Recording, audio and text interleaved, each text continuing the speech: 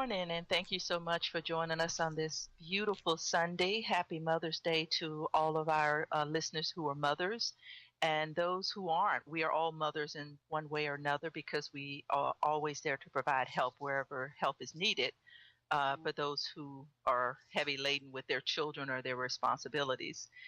This is Miss Brenda. You are listening to Freedom at Hand here on Voice Uganda Radio this morning with me and the Honorable Zoe Bakoko.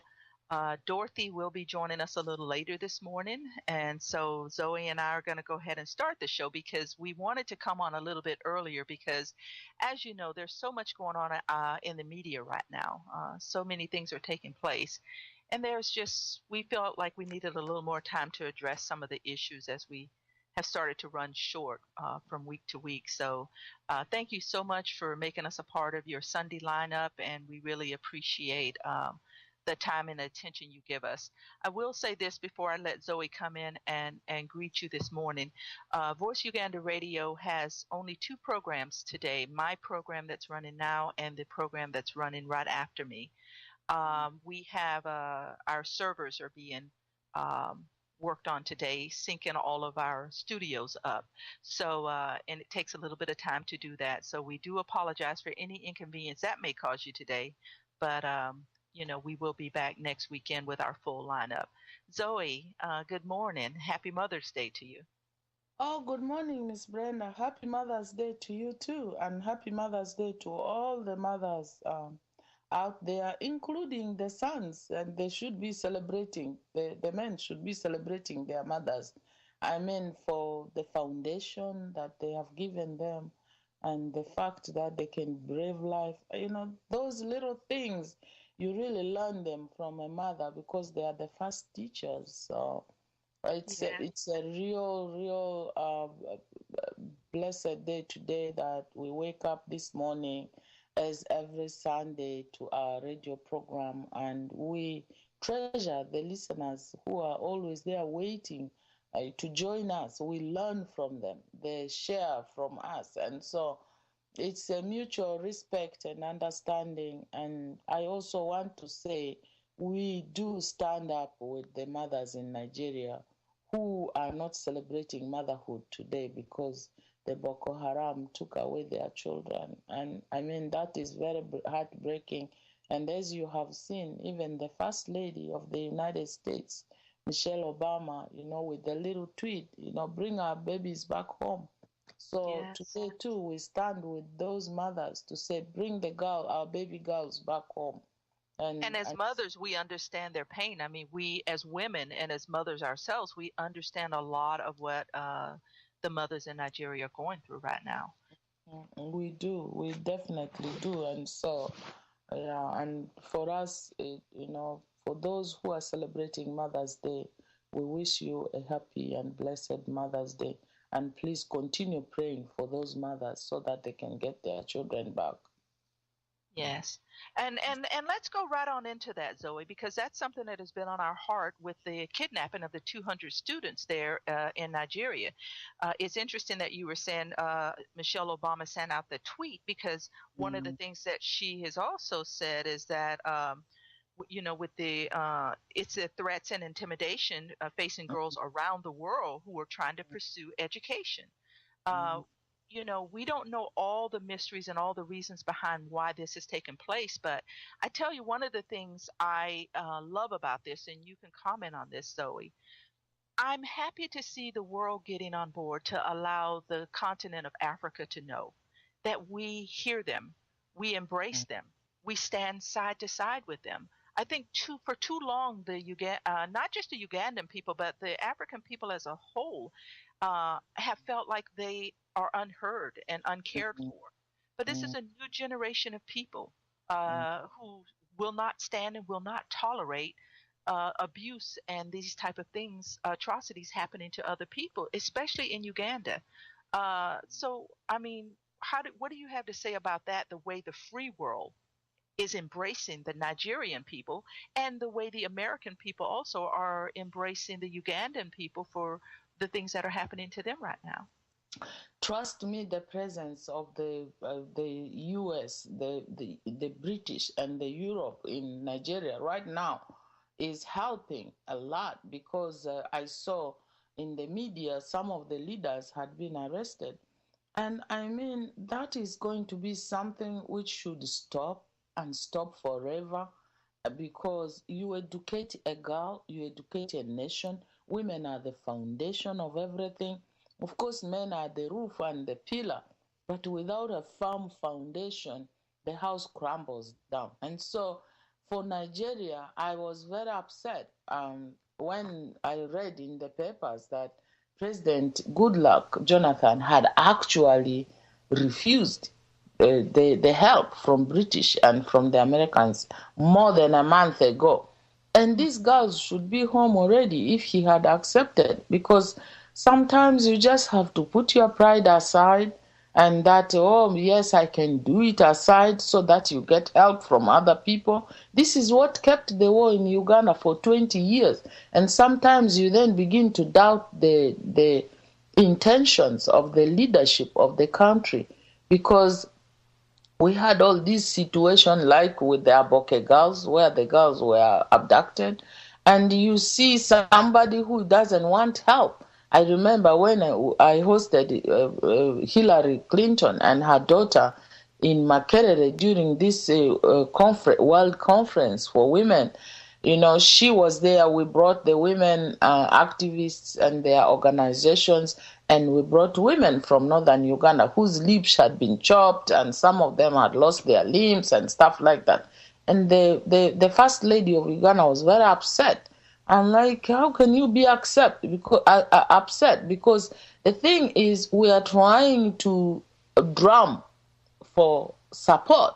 And who else could we do that from? These are women who have been mutilated, and this is your counterpart, the first lady of the most powerful country in the world, Hillary Clinton, and she is here to see all this. And what do you think would happen after that?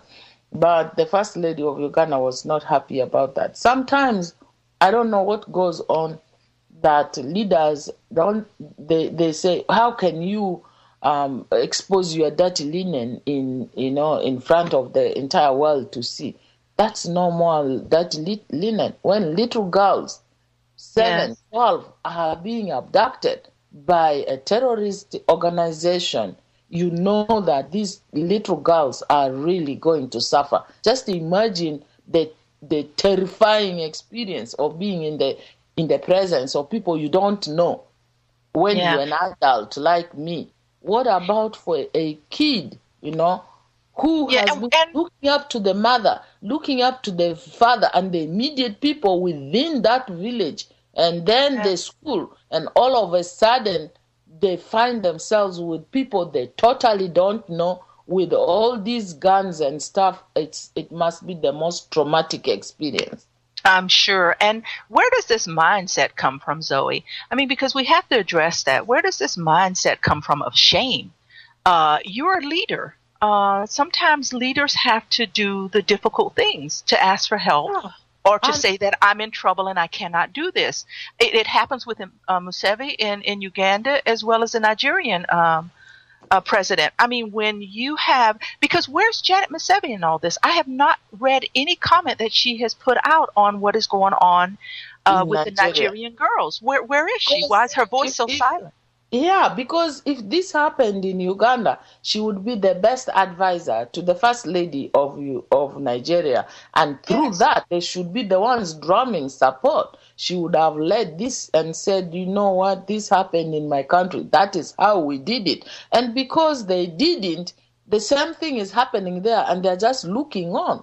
The same thing has been happening in Sudan, where our soldiers were sent there by her husband, and women have suffered. You see pictures of women, suffering, and women being their children being killed, their And husbands surely being. you know she's exposed to these pictures. She has to be exposed to these pictures. Yeah, as a leader, because I mean, why did Parliament spend so much money, taxpayers' money, to buy them the iPads and stuff?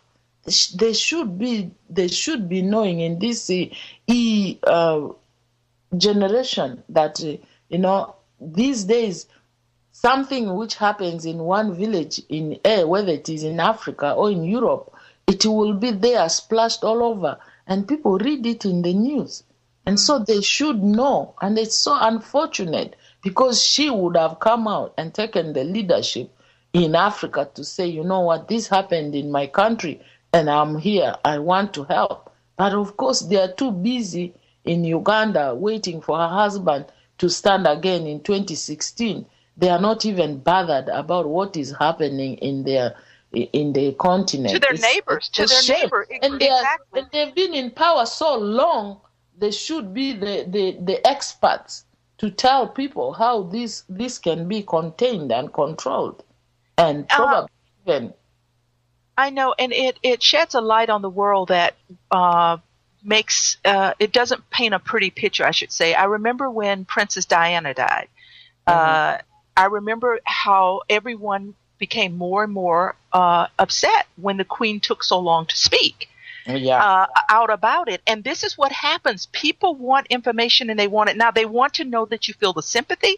They want to know that you care for your neighbors and what's happening. I mean, they want to hear from the people who are most affected or close to the situation. And you're right. I think the First Lady should have reached out to the First Lady of Nigeria. And I think women need to start putting their heads together to figure out how we help women to conquer and move forward. That is very true. It's lack of humility. You know, this word humility, for someone to humble themselves and say, you know what, everybody makes mistakes, and I think I want to reach out to my friend. You don't understand extending a hand to a friend in a situation like this. It speaks volumes, and it also calms the situation. They may be confused. They don't know how to deal with the situation, but it has happened to you before. You will be the perfect person to get out and say, hey, look here. No, you are my friend. We experienced this in my country. It was very difficult for me, but now, you know, seeing what you are going through, I understand, because I've gone through it also. And that is very encouraging for somebody. And then for you, just the silence speaks volumes. And it is so sad because Africa needs leadership and women have to come out. And the women should have been speaking about this in Africa much more than, you know. Yes, because women around the world are speaking out against this. I mean, the rallies that are going on, not just here in America, but around the world for these girls should ignite something in the African continent where the first ladies in these countries should also be standing together and uniting to say we need to figure this out and how we move forward. I just want to, you know, commend people like the current UN women leadership, the lady from South Africa. Yes. She has spoken out, and that is really good. But she's here in New York. The women on the ground have to get up. And I have also seen one lady, she used to be with UNESCO. You know, she has spoken out. I mean, we need more voices. We need voices from the ground. For people, Africa says, you see Museveni all the time. Africa can handle its problems. We don't want interference from America.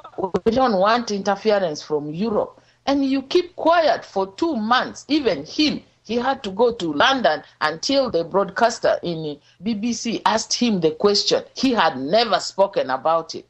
I mean, what kind of people are these who say they can contain and manage their problems and they don't speak out on what happens in the continent? Especially when the girls, the voiceless, are being taken like this. They should be the ones who should have come. There should have been a session in the UN instead of going to discuss about Kutesa's bid for presidency in the UN. They should have talked about these girls. Well, can I say this? Can I say this? And I want you to comment on this. This man, President Museveni, has no respect for the UN. He says that the UN, the way the UN wants to handle everyone's business, but they're not in the region to see what's happening in those regions. So they're not in the best position to make those decisions. Yet he has Sam Kutesa there, and he's wanting him to become president of the assembly coming up. How does that work when you have no respect for the authority of the UN, yet you want your particular person to be president over the assembly? It doesn't make any sense. It's almost like what works for him is good. If it doesn't work in his favor, he wants nothing to do with it. It all goes hand in hand. You respect the UN across the board, whether you're like Sam Kutesa is being considered, or any of the decisions that the UN makes based on what is happening on the continent of Africa. He has no respect for that. I don't understand how he expects us to respect him when he has no respect for those who've been put in positions to make these tough and difficult decisions. Because they put him on spot. That's why he doesn't respect them. They put him on spot for Sudan. They put him on spot for what happened in Congo. And now, as you have seen with the internet and the social media, they are putting him on spot on what happened in Rwanda and what happened in Uganda and what's happening in Chad. So he can no longer hide. It's not like 20 years ago where they had no opportunity to read anything from the entire world, where they could hide, bring in commissions of inquiry and the investigators to come and, find out what's going on. I was reading yesterday too, where some 2 people had done a study in Rwanda, and they interviewed very many people, and their report was not allowed to be published. But now it is becoming accessible, and people now know what really happened in Rwanda. And so with this internet generation, you are not going to silence people forever. You can restrict the internet. You can censor the internet and try hard to stop people from getting information. But Miss Brenda, that is not going to happen. And for people like Mr. Museveni, who just want to censor information, they want the good things to be spoken about them, and they don't want the truth of the dirty things they do to be spoken. They don't like people like the UN, because the UN puts them on spot. And that is why he has no respect for the organization. He's not bringing Kutesa to the UN because he respects the UN or the authority. No, he's bringing him to come and clean his dirty linen, because there's all things hanging on his head. And Kutesa, being such a very smart lawyer and intelligent person, they are going to try and use him. He's going to use him to clean up his dirty linen. But I hope Kutesa is smarter than that, he will look at this and not bow to the pressure from Museveni, but rather, listen to the small voice inside him, because he has children, he has grandchildren, he has people he wants to maintain that smartness and intelligence about him, and not even take the final nail to the coffin, where people are going to say, what kind of person is this? He has been accused of all these things, but, someone could give him a benefit of doubt, and now he is being forced by Museveni to go to the UN, and he wants it so bad to go and clean up Museveni's mess. Then people are going to say, what type of person is this? Yes, and we have a call coming in. I think it's Musana that's coming on. Hey, go ahead and introduce yourself and come on in to the caller. Yes, good morning, Miss Brenda. Is that caller there? Good morning, Miss Brenda. Yes, can you hear me? Yes, go ahead. I You're can on. hear you. Okay, yes, good morning, Miss Brenda, and good morning, Honorable Zoe Bakoko. It's a pleasure to have you and listen to your program, and happy Mother's Day to everyone. Yes, my name is Musana. As always, I am the first one to call, and today is not an exception. My calling today, you guys were talking about Janet Museveni's absence in what was happening in Nigeria. And I want people to understand that the Museveni's government is Museveni's family is an opportunistic type of family. They care about themselves. They do not care about anyone else, only themselves. Now, Uganda has been, a lot of kids have been kidnapped in Uganda. A lot of kids are being killed in Uganda. And yes, during the riots, a lot of kids were killed. Most of those kids who were killed were 18 years, less than 18 years. But James Museveni never came out to condemn what happened. But it was the opposite. He condemned, actually, he called those people hooligans. How could you expect someone who sees a dead body? I don't care if that person was a thief, a murderer, but that's a dead body. Dead people deserve respect, but they come out openly and call them hooligans. And these were these were somebody's sisters, brothers, aunts, and for Museveni to come out and say those were hooligans, they were. It was okay to kill them. There is no way Mr. Museveni can come out and condemn what happened in Nigeria, because that's the way of behavior. That's their way of thinking. They believe in violence. And also, I want to talk about what happened, about the news that Uganda's children, 83% of Uganda's children, especially in the central, they drop out of school. Now, you're talking about a mother. You're talking about the first lady. I don't know why she's called first in what. I don't know. 83% children drop out. You don't hear anything about Janet Museveni, but she was quick to jump on that taxpayer's flight, the presidential jet, to accompany her criminal husband to UK. Yes, they were in UK. And when Ugandan children are dying, mothers are dying giving birth, we are talking about mothers day to day. You have not heard anything coming out of that mouth, of Janet Museveni, regarding the children of Uganda. First of all, we are here running around calling him, her husband, His Excellency. His Excellency in what? Corruption? Wars? Safe houses? Killings?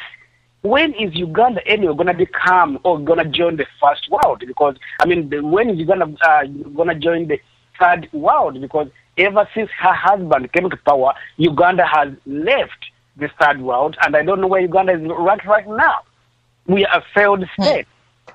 And also, Sam Kutesa, talking about Ugandan in diaspora as she was in UK, that Ugandan in diaspora will not be getting voter ID cards. That is a shame. That is an insult to we people of Ugandans who are in diaspora, who, by the way, they allege that we supported Museveni to run unopposed in 2016. This was said by this guy, so-called Kalema, who is an diehard. He has got cows, he has got things from the NRM government.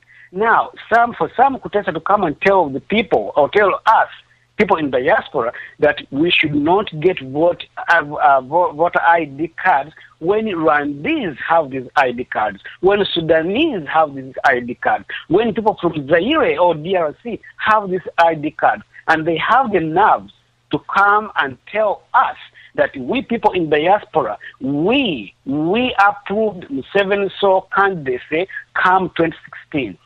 I think Janet Museveni should not be even lied on. We should not rely on Janet Museveni to come and tell us what mothers are supposed to do or what mothers are, because Museveni and her husband and Janet Museveni and her husband, they only think of themselves.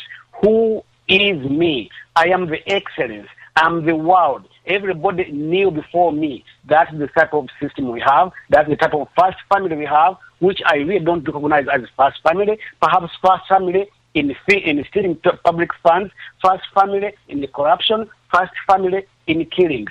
We are tired. We need democracy, and we demand now. Thank you so much, ladies and gentlemen. Thank you. Thank you so much, Musana. Wow, that was a loaded gun, Zoe. That leaves us with a whole lot of discussion here. But let me steer us in this direction just for a moment, and you can bring us back. You know, cash bonanza is what they're calling what the president is doing with the MPs there to get votes, buying votes. And they're even talking about the corruption in this now of trying to buy votes. How can one man in a country of 32 million people run totally unopposed? That is absurd and unheard of anywhere in the free world, Zoe, and you know it, being a part of the free world now. An election is not an election unless you run against someone. You cannot call it an election if you're running unopposed. It is unheard of. Comment on that for me, if you will. Miss Brenda, the whole thing is just ridiculous because, you know, if I go back to what Mr. Mushana has just said, that 83% of the children in Central, this is supposed to be the region which, you know, the heart of the country, and the children within that region in Central Uganda, 83% are dropping out of school.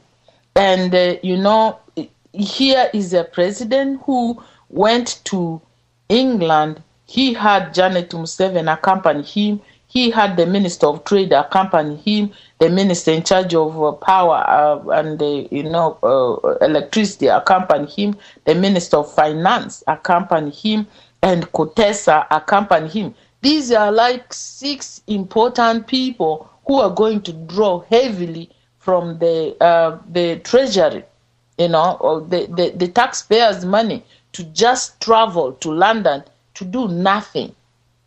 Because the meeting he went to address is not supposed to be addressed by presidents.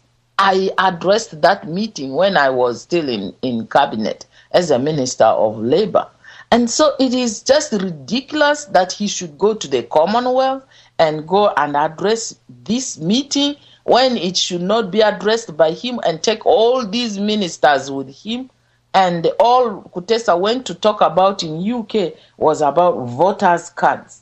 I mean, if the diaspora, they know, is sending billions of dollars in foreign monies, exactly, and exchange, and their country is standing, the money they are talking about, which they get in taxes, a lot of that money is coming from the diaspora. Because all the money they are sending to the families. Without that money, let me tell you, people would have beaten the shit out of themselves already, because the poverty levels there are just unbelievable. And so now you are the one who comes and tells them, no, you cannot vote because you will not be able to vote for me, but I can have your money and you can send it in my country and help my people. Again, no respect. Yeah, no respect for the people. Completely no respect. They are just a couple that don't deserve anybody's respect because they have no respect for themselves. And then they have the audacity to even spend all this money, you know, the cash bonanza you were talking about. Now the country is a cash cow for Museveni and the Lord. And now there's the fights which is breaking because people are so desperate. People are hungry, people are poor. And now see that this money is coming in. After all, it is our taxes. I demand I should have too. And then, you know, the MPs are like, these are not the guidelines which were issued on how you should spend this money. Hello, how did you expect the people on the ground to respond? You know, they have heard you are coming with bags of money and you have to give it. And in other places, the MPs have been embarrassed, almost beat up. And this is, you can see the situation. And what kind of country is this? It's totally failed country where the respect thrown out of the window. The president threw the respect out of the window, and so everybody is following suit. Yeah, because let's talk about this 83% dropout of schools. Let me tell you, that 83% of students that are dropping out of school, that's the future of Uganda. You cannot have that many students dropping out of the education program. Of course, he doesn't want people to be educated. He doesn't want people to be knowledgeable because he wants to be the president of an ignorant country. And it is only his children and the cronies who will have opportunity to education. It is very sad. Well, I'm very excited to see that when he does come out into the free world, we make him look like he's not welcome. Oh we my him God! around This like time a I loved the way he was Yes. just in the confines of the Commonwealth. As I Yes. said earlier, this wasn't a meeting for a president. He came there with all that huge entourage of his, waiting for the red carpet, waiting to shake hands, with the prime minister, so that he would go back and say, "Hey, I signed the gay bill," and what happened? He was in Belgium. He remained in his hotel room. He couldn't even go to eat. And we will keep him that way. He has no reign in the free world. If you're going to treat your people this way, why should you come out into the free world and expect us to embrace you? Because the message we send back to the people of Uganda is that it's okay for your president to treat you this way. Now, Musana just said this. It is never okay to kill, ever. And yet you have a president and a sitting first lady that does not even respect the dead in Uganda. So we can almost understand why they would not speak up for what's happening in Nigeria. I mean, where does that mentality come from? It's the me. For them, nothing goes beyond them. It's me. Not the community, not the people who have put me where I am. I mean, it shows clearly that people are not the ones who are giving them the votes and entrusting them with the country. Because if people were, then they would not be behaving like that. They buy it and they get their, after all, it's not the people who gave us the votes. After all, we have had to pay for it. Going totally unopposed in a country of 32 million. I mean, that is ridiculous no matter what language you say it in. It's ridiculous. He's just pretending, because there's nobody in Uganda who is going to give Museveni an opposed position. He has done it. He twists people and does that all the time. And so he thinks that he's so entitled to, I don't know what position. In his age, he's old. He should be sitting down and allowing somebody else to steer that country. People who are much younger and who are even abreast with the new world. He had to go to Arua and make his first tweet. Can you imagine? And that for him was a lot of news. What kind of news is that? Go and make a tweet in Arua and then you're like, I made my first tweet in 2014. Wow. And gosh. He should just leave so that you have younger people who understand everything. And this is what he's exactly today. and this is what he's dealing with. He's dealing with a society of people who are on that level already. And like you say, when he goes into another country and he's sending out a tweet and he's excited, everybody's like, and you're the president of where? So he does not understand the respect that he wants from the outside world. He's not going to get that respect simply because of the way in which he decides to rule the people of Uganda. The people of Uganda have a lot more intelligence than he has in most cases. That is very true. And so, all this stuff he's trying to do, going to UK, he wanted to go and try and clean up, divert attention from what was happening in Sudan, because he could feel the heat. In Sudan, the two rulers are coming together, the vice president, the peace treaty. And the president, they signed the peace treaty. And, Museveni was like, I'm not pulling out of Sudan. Who are you? The people are saying it is time. We cannot continue with this conflict because our population is suffering. And they're the one that says they're the ones that say the UPDF is the one that's fueling the fire over there. That's right. And look, Brenda, let me just give you this analogy.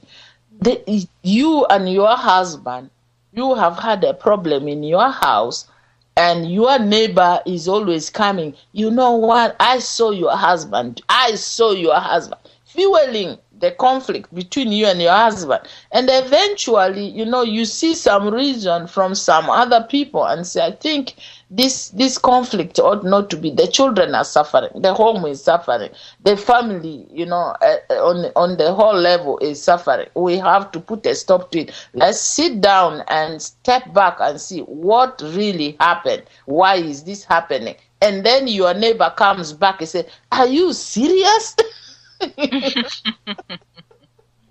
Yeah, because her reason for being in the relationship is only to continue to keep it at a place where it does not work well. Because it's that divided he rule could thing not even about. answer that question. The guy on BBC said you are being paid by Sudan. We have read all these reports before, where you remember the defense minister from Sudan came out and said the agreement is we are paying the UPDF for what they are doing in Sudan. They are paying them as mercenaries. And he said, well, if you want to put it that way, he says, for us, we went there to help. To help with what? You are cashing on this, and back home, he's telling Parliament to give money for this again. So he's cashing from two fronts. Yes. Well, and not only that, but you talk to the United States of America, and you say, we're over here helping, we need financial help because of what we're doing. And the United States of America is tired of that. We have started to pressure our government. Mm-hmm. We are pressuring our government because it's our tax dollars. And we don't want our monies to go there. And one of the things that still happens in a country that runs on true democracy is that people have a voice. And when the people speak up and say, why are you doing this, and why are we sending money, and why are these things happening, our government pays attention to us. Because unlike those in the diaspora who Sam Kutesa feels should not have a voter's ID card, in U.S. we do have a voter's ID card, and we can use it for good purposes and for good reasoning. Now, and I want to go back to that for just a second, because I did a program a while back on the billions that go into Uganda a year from those in the diaspora, and the interest alone that the government makes off of the money that goes from the diaspora. We understand and we know, because even the United States of America has started to recognize those in the diaspora as being a community within itself. It wrote an article that said monies that come from those who are in the diaspora, if you rank them according to where they would fall in the economy of the world, they would be number 5. Do you know how much money that is? That would make you number 5 in your own right? That is a lot of money. It is. And there's no way Kutesa, in his small mind, and in his boss's small mind, can go ahead and say, of course, they can stop it because they think that they are that powerful and entitled.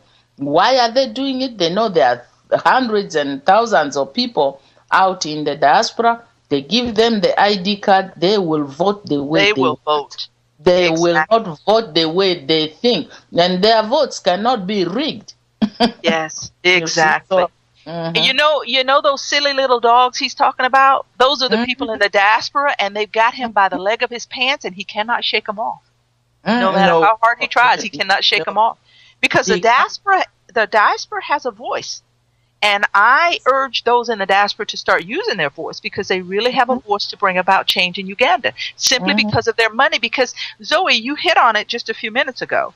In the economy of Uganda, if the diaspora was not sending money into Uganda, Uganda would fall off the face of the earth. No one would even... It would have long time, and people would be so angry. And Museveni better know that, because he is being actually sustained there because people are sending money to their families, and their families are feeling some comfort. They're able to buy food, they're able to do the things and pay school fees and all this stuff.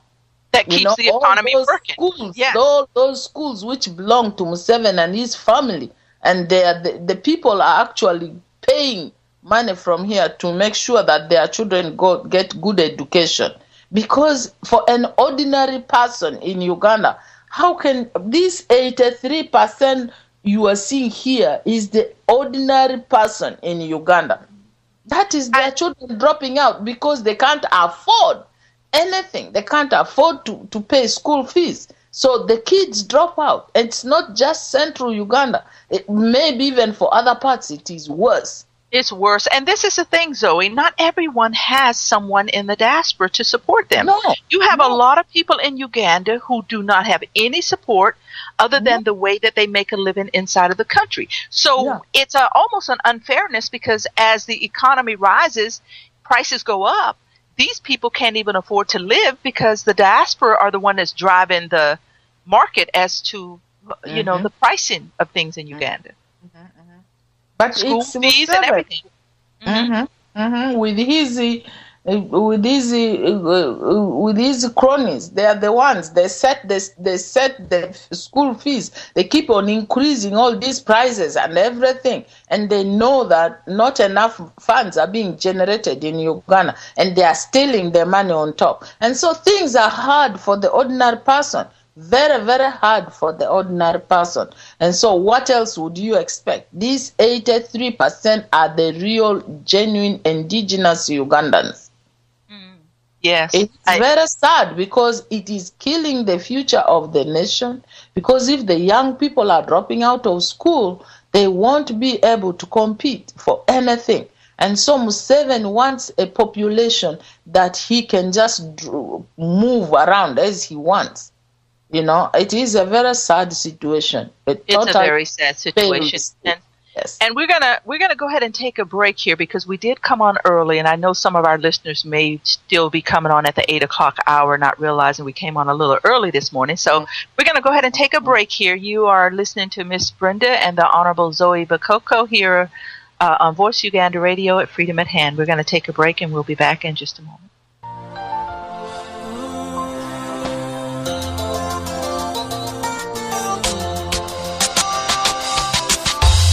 Kanjogere nange change chanuma wedda kanyimbeyo nange oluyimba lwe batalirabira lwe wazaalibwa wafuna emikwano ku nsi olusi watuuka n'okula wazaala n'abaana era obimanyi abawaana balungi bammwe temuwaana mbeera mbiwulira naye waliyo omuto omu ku nsi abasinga gwe mubuusa maso yeyasima ekinnya n'asiga yeyafukirira era yeyalambiza nga buli kimu kitunula mwoyo nga n'enkuba lwekuba ekuba oyo ngamba taatawo gwe yakwagala nnyo nnyo era mu bulamu bwonna taata mwebaze sima taatawo gwe omwagale nnyo nnyo kuba mu bulamu ku nsi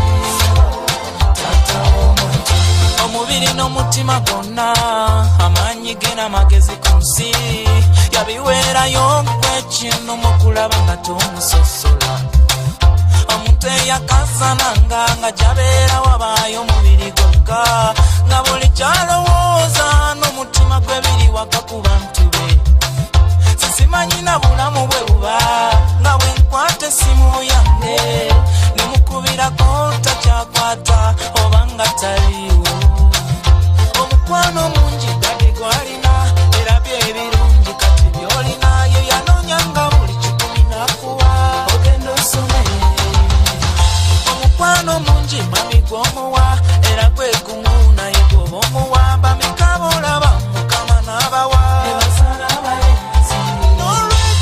osimanga taatawo gwe yakwagala nnyo nnyo era mu bulamu bwonna taata mwebaze sima taatawo gwe omwagala ennyo nnyo oba mu bulamu bwonsi taatawo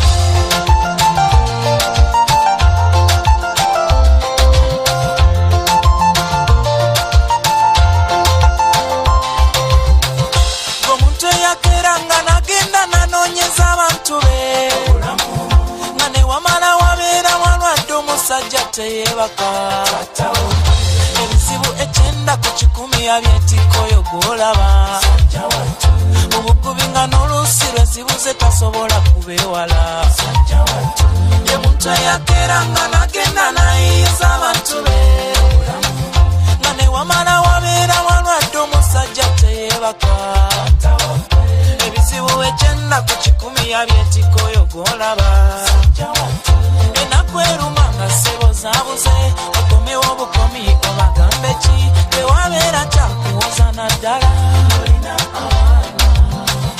omukwano mungi mami gw'omuwa era kwe kumunayigo omuwa bamikabula bamukama n'abawa bananga omukwano mungi mami gwakuwa era kwe kumuna eddali gwakuwa bamikabula bamukama n'abawa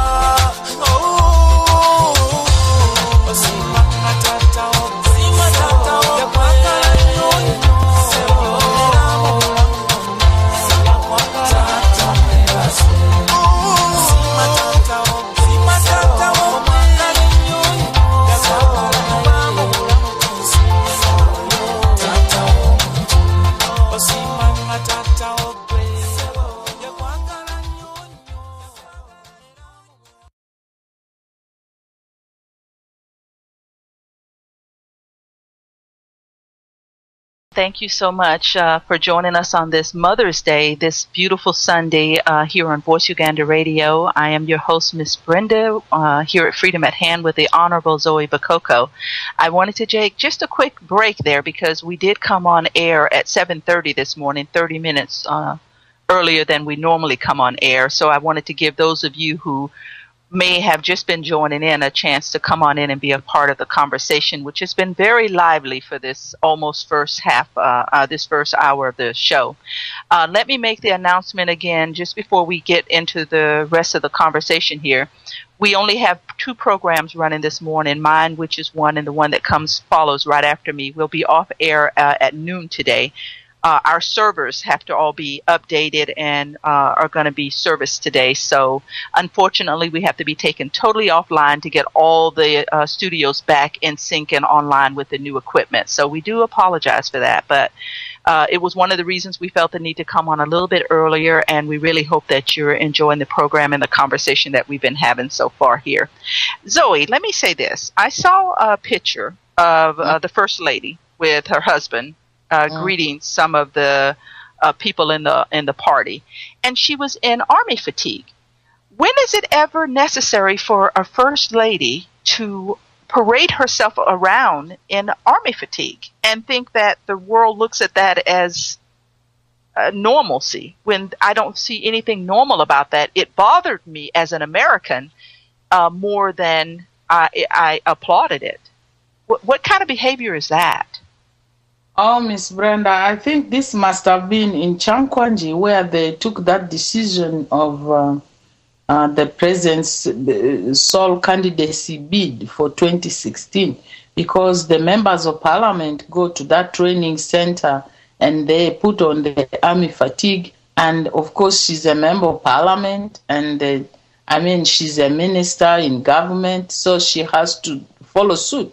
And she's no longer acting there as a first lady, and what she doesn't understand herself and her husband is that, she's the first lady, and first ladies are the people who are, the peacemakers and everything.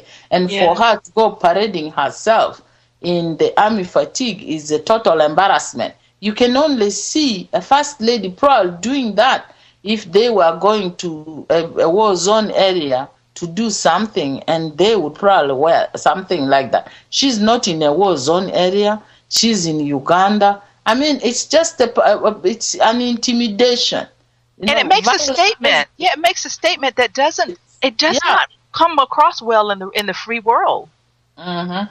And for her, I think she feels proud that she can put on army fatigue and run around and parade herself and thinks that is okay. But it is never okay, because you become totally a different person in the eyes of the people. Even the children whom she would reach out to and try to save, when she see her in a uniform, they will be scared of her. They forget this because they are never accountable to anybody anyway. Yeah, and as a mother of a nation, which Musana pointed out that there's nothing excellent about this first family other than corruption. I would love to see her role a lot more softened. You have a lot of women that are serving in the police forces and in other areas of that matter. Yet they will go out and be brutal to other women under the miniskirt law or under the public management bill or whatever. They're showing just as much anger and animosity towards the women as the men are. And I think somewhere she's got to start to soften this, because women play vital roles, and women will play vital roles in the restructuring of Uganda. And are these the women that we want raising our children and to the new leadership of what the direction in which the country is going? And because we're talking about mothers here on Mother's Day, and what is the example that even her as a first lady is setting for these women who are put in positions of this caliber against other women? Yeah, you can even see, like today is the Mother's Day, her message should have been there in the media. There's nothing. Yes. And there's no message where she would be encouraging mothers and telling them about, because there's nothing, no hope they can offer. They don't have, they just think about themselves. They're going to have their party, they're going to have the merrymaking and eat when other people's children, their stomachs are empty. When the families are struggling and the mothers, will want to give the little crumbs they have to the children and sleep on empty stomach. How can you reach out to such a mothers and instead spend the money that you could spend on them just for your luxury and, flying all over the world doing nothing? Exactly, because you said it there, Zoe. You have a lot of mothers today in Uganda who will go without meals so that their children can eat, because that is what's important to them. And you have a government that totally ignores that. And it's a very, very sad state of mind when women are put in. If you talk about mothers, you look at the women of Uganda, they are some of the hardest working women I know. True. They walk for the water. They walk to the stores. They walk with their babies on their back when they're working in the fields. These women are tired. These women are often hungry. These women never get a break until they lay down at night to go to sleep for whatever 5 or 6 hours of sleep that they will get before they have to be back up to start a new day. And they should be celebrated in Uganda. And you're right. Where is some sort of comment from the First Lady to all the mothers of Uganda? Nothing. There's no message. Even as a mother from, the minister in charge of Karamoja, you saw Karamoja in the news where so many children and women are dying because of hunger. There's no food, and the numbers were in hundreds. People dying because of hunger, and she is the minister in charge of Karamoja, and she has not come out to say a single thing. You see, so this puts her. I don't know why she should be, like Musana was saying, what is excellency about them? Well, yeah, because honestly, when you look at that too, we talked a lot about. Okay, we'll go back to her region. You talked earlier about them not wanting to air their dirty laundry, but these are the things that bring about compassion to make people want to come forward and help the country and help the government. But now we're so tied to the corruption that's happening there that everyone has shied away from the Ugandans.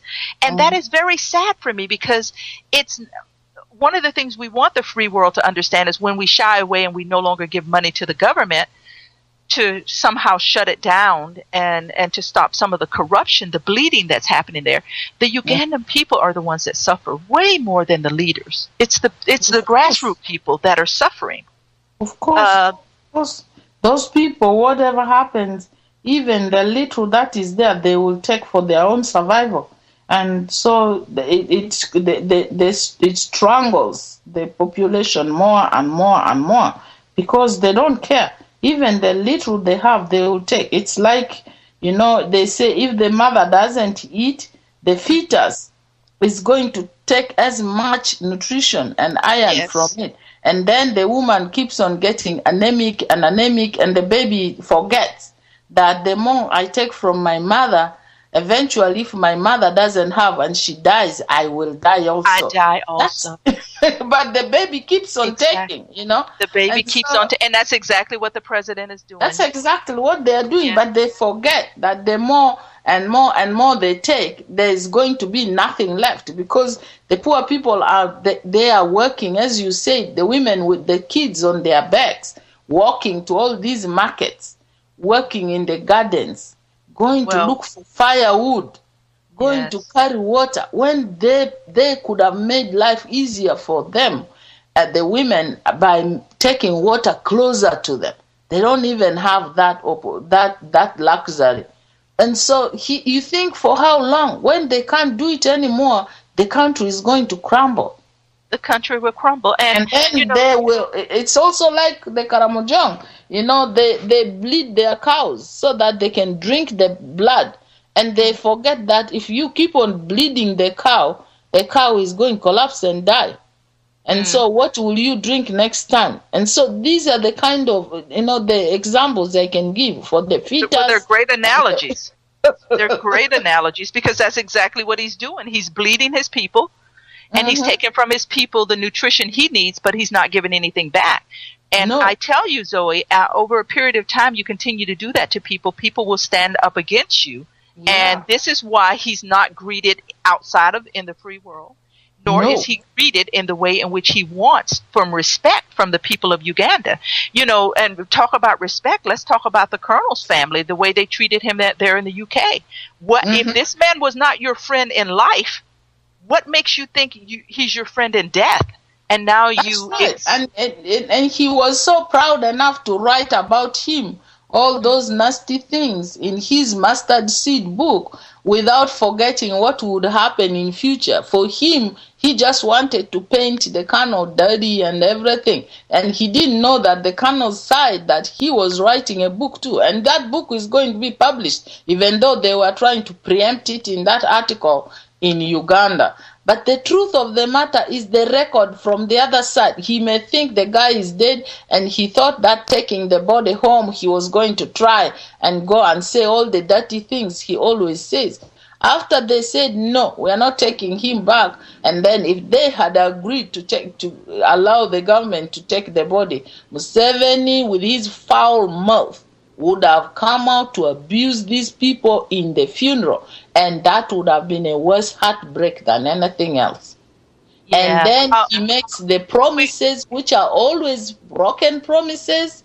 Miss Brenda, how many widows, how many families? Look at that little girl. If you remember, there was a girl who beat his security in Western Uganda, and the girl quickly ran to him with the letter.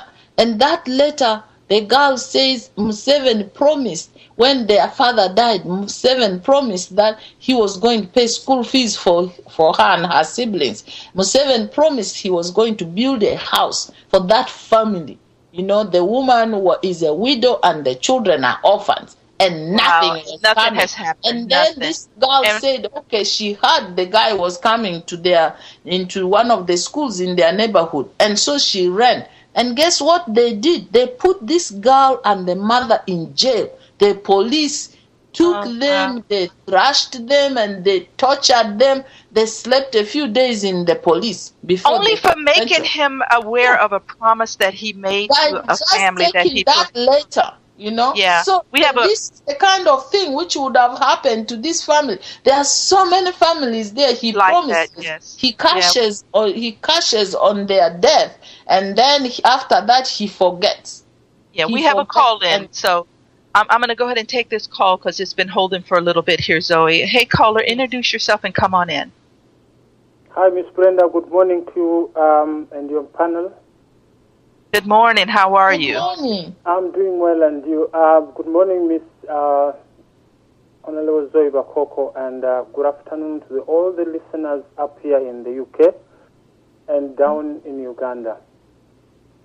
First and foremost, I would like to congratulate you, the mothers of the nation, to this wonderful day. Happy Mother's Day. Yes. Thank you. Okay.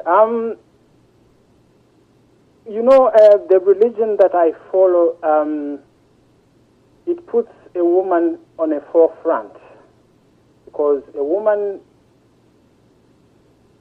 was made from a rib of a man. And as you can know, a man was made from dust. So that makes a woman to be stronger than a man, if I'm not mistaken. Yes, we agree. So yeah, we are made from both. They are made from dust. We know that. Yes. Yes.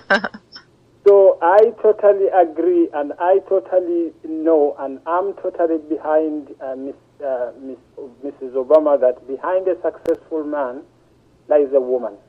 Yes. And behind a successful woman lies a man. So I will again congratulate you guys, and to continue being our mothers, continue being our guiders in each and everything. And I hope that you will guide us and we overcome this evil moment that our people are in. Yes. Okay, back to the point. I've been hearing you guys talking about the First Lady of Uganda. Miss Brenda and Miss Joy Bakoko, I would like you guys to understand that there is one story I read about Natasha's boyfriend. I don't know whether Honorable Joy Bakoko is aware of that guy. The guy who was strangled at the Botanical Garden in Entebbe. I don't know whether you're aware of that. So if she today is standing up to convey the message to the mothers, she has to know that the mother of that late guy who was young man, whom she robbed her life, because that young man dating the daughter of her was not a crime. So if she is standing in front of those mothers, she must know that this mother whom she robbed her son for nothing she's grieving, because as seeing Natasha walking around, the same thing would have applied to this young man, because this young man was brutally killed. Yeah. Bantariza is his name, right? Yes. Warren. Miss Brenda, I don't know whether you know this, but it's very sad. The guy was picked up from work. The guy was poisoned. After being poisoned, they saw that the guy didn't die. They drive over him, and they see that he cannot die, and they keep on. They put her they put him on the tree, and that's how his life ended. Wow. So that we've got. To me, I don't expect a woman to be involved in such kind of. In such a crime, yes. In such a crime. Yes. A woman in my religion is something, even if by the time, like a woman, like when President Yoweri Museveni marries Janet Museveni, you don't just get a woman, you don't just grab a woman from the street. You have to pay a woman. It's not like you are paying something from the shop. No. You are asking you are thanking the parents, you are thanking the lady. How beautiful the lady, how valuable the woman is. You get my point? Yes. So if I see the activities of the so-called First Lady of Uganda, I totally ask myself whether she deserves to be called a woman. Because when God created a woman, he gave a woman an extra rib, which is more than us men. Because you guys, that you hold a child for more than 9 months. You go to the labor and you observe the pain. But after 3 months, you come back to your normality. But if Mrs. Museveni goes to such a situation, and at the end of the day, she sits in Karamoja, where she's a minister of Karamoja, and the young children being born the way she born Natasha, the way she born the other girl, and she feels that she reckons the pain. That is the very same way she treats her kids was supposed to be the very same way she treats the children of Karamoja. Ms. Zoe Bakoko, I totally understand that the foundation that you are running, you treat the kids the same way as you are treating your own. Although they say blood is thicker than water. But in the Lugbar, I have a saying, my brother, that, sometimes it's the other kid whom you take to your bosom and take care of, who is going to bury you. Sometimes it's not your own children you gave birth to. And so, like my children, all those children are equal to me. Yes. And again, I go on to say that in holy books, they say that God created a human being from his image, isn't it? Yes. But now, if I can see what Museveni and his family and his government and his what they are doing, do you think that God created them from what image do they show? What image do they show? Especially to us Ugandans who have tested the democracy outside. Yes. What image? If God tells us that I created all of you in my image, does Museveni simplify the image of God? Does Museveni simplify the image of God? Yeah, and that image that you're talking about it does eventually surface, because one of the things that in all of our readings on our religion shows that darkness will always be exposed by light. And I think the hearts of the people now in the diaspora, the hearts of the people here at Voice Uganda Radio, at FUF, and FADU, that light is becoming brighter and brighter and more powerful. And that image that they once being created in that image will be exposed if you're not living within that image. And I think that's what we do on this program. I think that's what we do in our love for the Ugandan people, because we understand and we know that this should not happen. Let me also share this story, since you're speaking on a biblical perspective. When Peter was locked in jail, and he was going to be killed the next day by the ruler, what that did is the people in the church got on their knees and prayed. Yes. And they prayed in a way in which they had never prayed before for the life of Peter. Sometimes things happen in our life to bring us to our knees.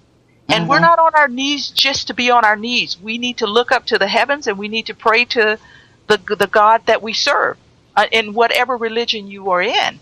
And I believe that this is such a time as this, that what is happening has brought the people back to God to pray for the deliverance of the people there in Uganda. I don't think that this is something that we're going to have to worry about for too much longer. But while we have to worry about it, let's not forget where the source of our power and where it comes from. What do you have to say on that, Zoe? You also know, I think it's also, that the devil was one of the angels before. Yes. God threw him down. So you also have all these deceivers, people who pretend to be, supposedly the image of God, and they have church in their home. One of his daughters is supposed to be a pastor or a priest. They try, and they have deceived the evangelicals and people from here who really supported them so much. the religious community supported Museveni. And now they have come to learn the hard way and in a very painful way that this guy was really a liar. And so, as you said, Miss Brenda, I mean, the light is always more powerful than darkness. Darkness can play its tricks and games and machinations and shenanigans, but when the light shines, it will show where the dark corners are. And, for the caller and for us as the people on this show, we are shining that light so that people will see where the dark corners are. We are going to bring it to the surface. We are going to expose what is there, and that is our role. And we are all in this together, my brother. And as Miss Brenda has said, that is not going to be take any longer than what we have been thinking. One of these days, that place is going to crumble. And our role as mothers we are not relenting on this. And earlier on, we were saying with Miss Brenda, sometimes women take, longer to come on board. But once they are on board, trust me, the fire that they set can really burn faster than, than any other fire. You're absolutely right. And, going back to that, talking about the, go ahead, caller. We'll go ahead and let you finish up your comments. Yes, allow me to finish my call. Anyway, I would like to make maybe one or 2 points, then I wind up. The religious point of view whereby it has taken a major role to confuse the people of Uganda. Yesterday I spoke about this thing on Gwanga Muje program. Miss Brenda, I was in Uganda just a few months ago. I saw on each and every corner of the Kampala streets, they have deployed young boys and girls preaching the word of God. And these very same evangelical pastors, they are the ones who are using the opportunity of our people being hungry, and they bring them to the streets. They are using the opportunity of Museveni making our people hungry, and they do what? They make them what? They make them to stay on the streets, to take their money, to, I don't know how I can explain this, because it really went out of me. It really went out of my mind to see a young girl sweating on the street, preaching. And at the end of the day, the very same pastors, they are the ones who are enjoying. You can see a pastor driving a nice car. You can see a pastor having such and such an amount of money. At the expense of the children, yes. Where this is taking our people. And I would like to warn our people, be where you were born. Because, Miss Brenda, I remember when we were born, and Honorable Zoe Bakoko can be my witness, we had mosques, we had churches, we had Islam, we had Catholics, we had Protestants, and we had everything. But these days, you can, each and every corner of every suburb in Uganda, there is a church. Okay, I don't deny the churches have to be there, but those are the social, community, whatever, or religious things that we use to bring people together, so that our people must not be involved in crimes or in bad in any activities. But back in Uganda, it's the opposite. Those places are being used to confuse people. Yeah. Who are hungry, who are unemployed.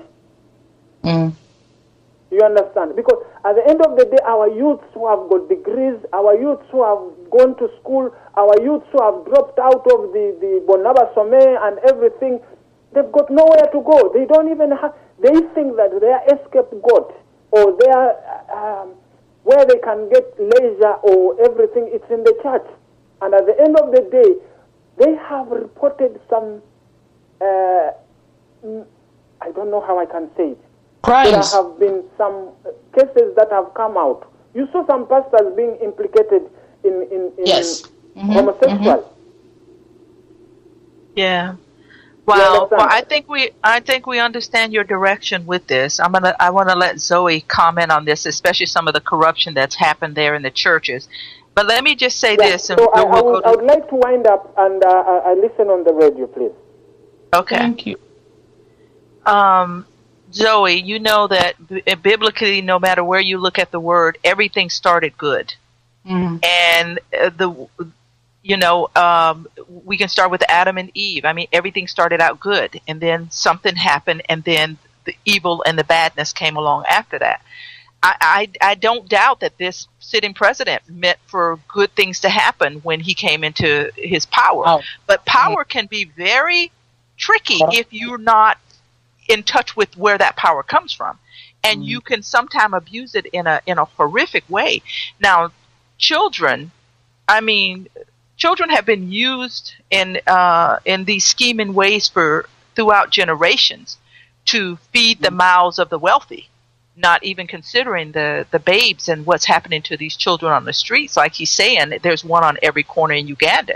And you know, Zoe, these children are going to bed hungry, yet the people that they're working out there for are not going to bed hungry, and their lives are very plush. Go ahead and speak just for a few minutes on some of the corruption that's going on there in the church. That is very sad. It has extended to the churches, and he's right. When we grew up, we had mostly, even in the villages, you would have two churches. You would have close by.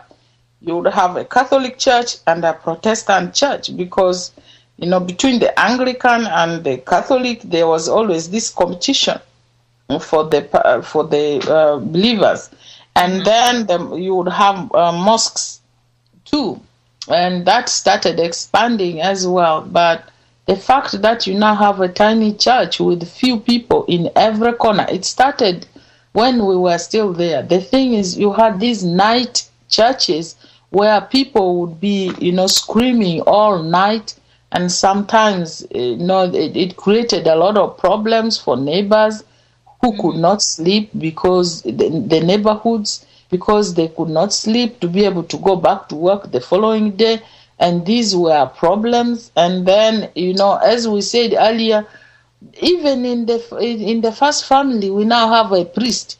One of the daughters, I think it's Diana, or one of them, is now a priest, and she also has a church. Why should a first family have a church?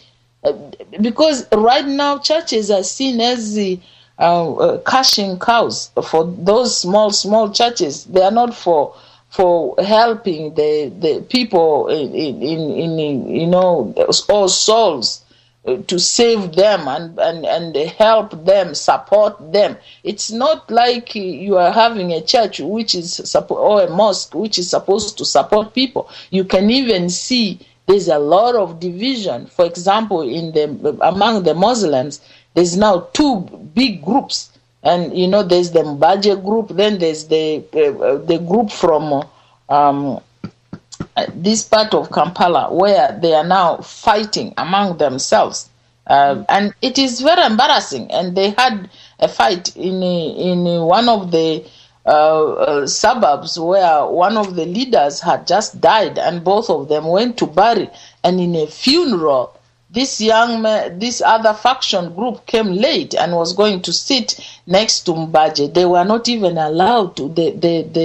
The bodyguards of Mbaje came and they wanted to pull this guy out, and this was a funeral.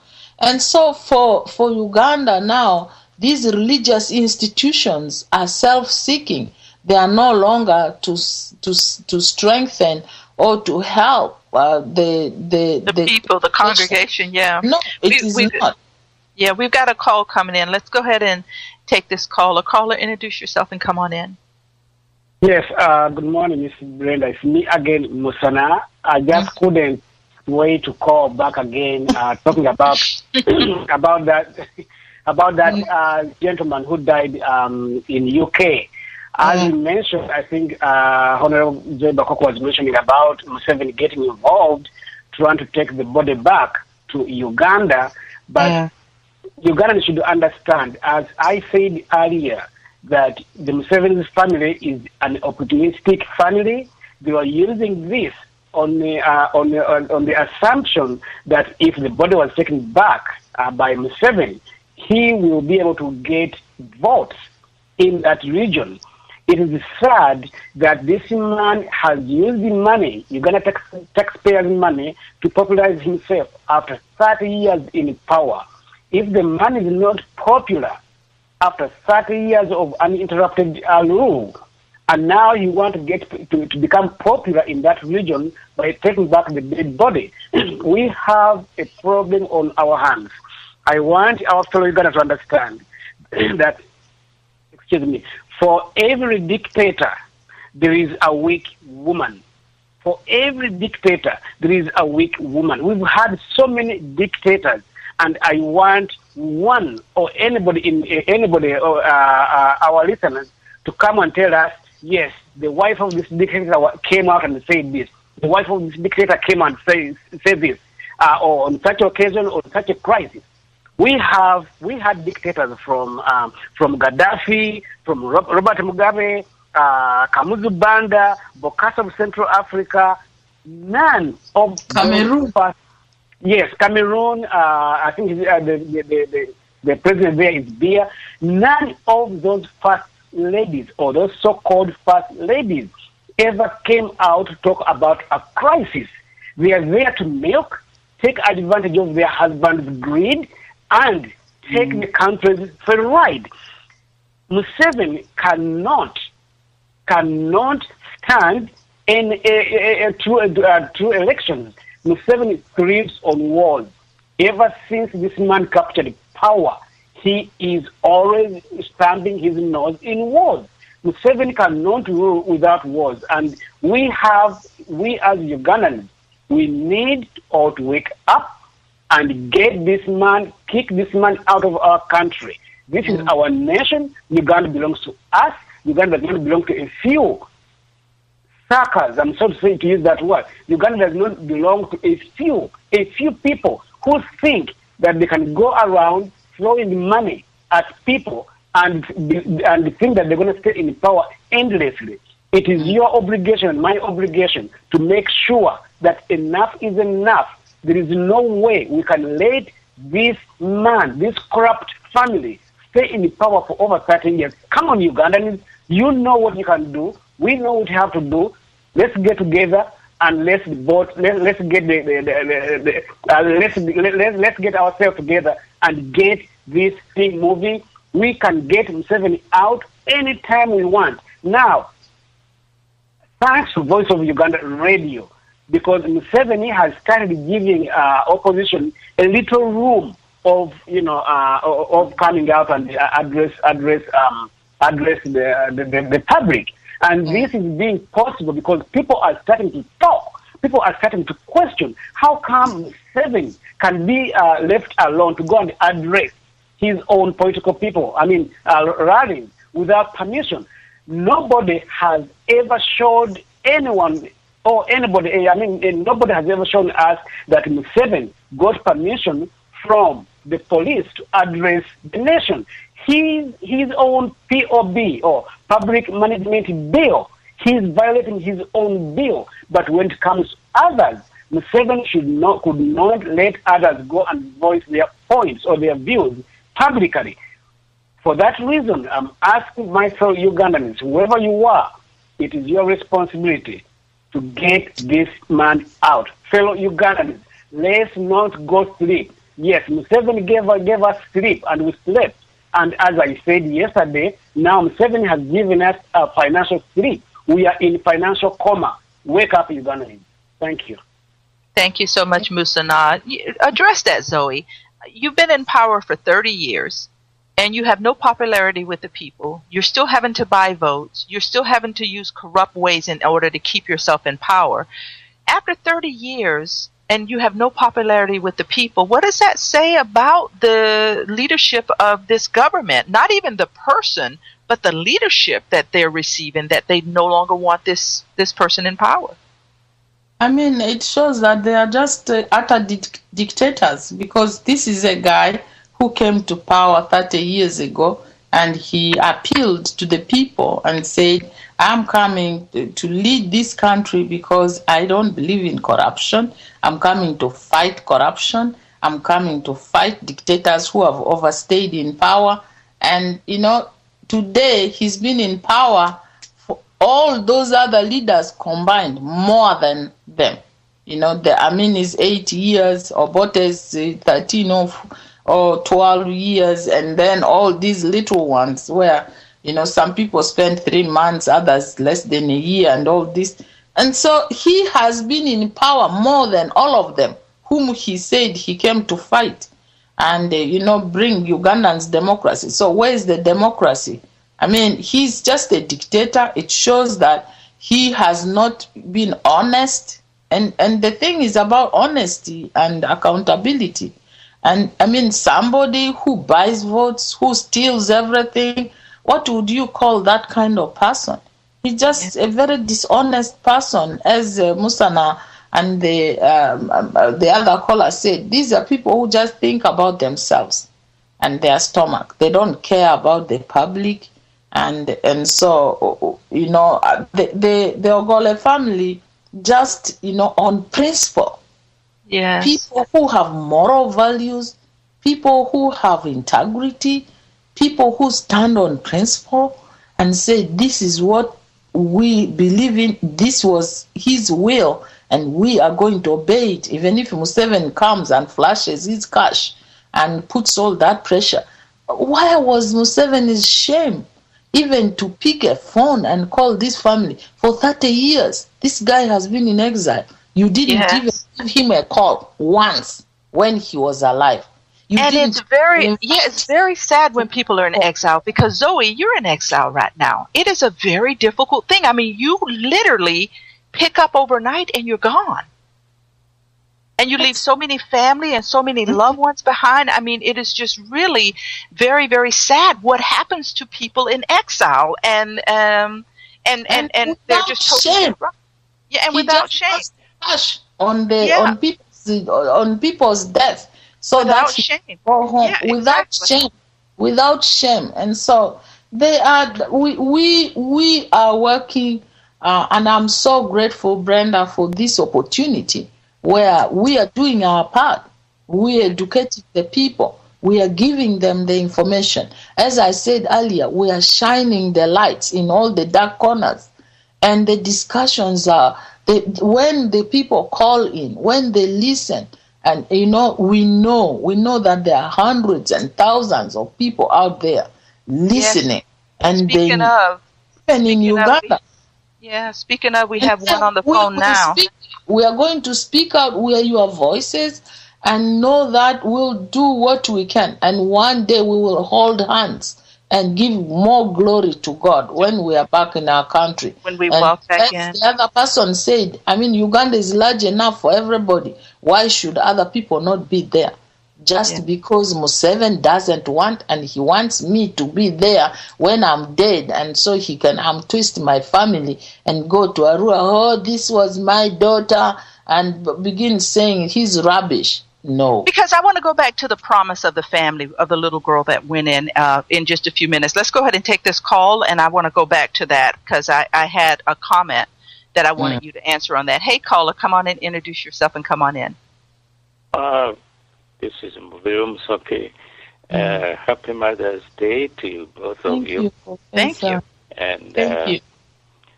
I celebrate Mother's Day myself. Let me preface my remarks with a comment on African culture. You may not be aware of this, but in my culture, men can be mothers and mothers can be fathers. You may wonder how can that happen? Well, I am a mother to all the children of my sisters. Mm-hmm. The reason is because they don't belong to my clan. I'm their parent. If I'm their parent, and they don't belong to my clan, I must be a mother to them, like my sister. So, because in our culture, we have patrilineal descent, just like in the West. So, children who don't belong to my clan, I am a mother, and those who belong to my clan, I'm a father. Same with my sister. So you can see in Africa, Africans may not have produced the greatest mathematicians or philosophers or physicists or whatever, but I think they produced very sophisticated cultures. If we study them carefully and if we understand them and even apply them to our daily lives, I think they make a lot of sense. So that's why I wanted to start with, preface my remarks with African culture. It means a lot to me. You know, when I tell people that I can be a mother, I am a mother to my sister's children, and my sister is a father to my children. People may not understand that, but that's what my culture says. And the logic is very simple. My sister's children don't belong to my clan, therefore I can't be a father to them. I can only be a mother. But that as it is, let me go comment on a few issues you've raised this morning. How do we explain the reaction of Janet Museveni to the kidnapping of the Nigerian girls? Well, I think the answer, as far as I'm concerned anyway, it's the absence of democracy in Uganda which creates a moral vacuum, because the leaders in Uganda are not accountable directly to the people who vote for them. In Uganda, there is no such a thing as accountability, political accountability. So the leaders don't have a responsibility. They don't feel like that they should, that they are accountable to the voters. The voters can vote them in, but they don't have a responsibility to respect them and to do whatever to satisfy their needs. And I think that's one of the problems. So there is no need for leaders in Uganda, be it Museveni or Janet, to be accountable to the voters. So I think that explains why Janet Museveni is silent, and his husband too they are silent to this tragedy, which I think every leader of what's being called such should be very, very concerned about. 300 young girls being taken away from their parents and kidnapped and harassed, mistreated, and I think that's really a terrible thing. Any parent would feel the pain of the parents of these children. But as I said, Museveni and Janet, they don't, because for them, staying in power is a power struggle game. It has no moral content whatsoever. And so dictators, partly because of their personality, which is defective, that's why they behave the way they do. And they tend to be narcissistic, and this is not an exception, it's the general rule. The dictators tend to be narcissistic.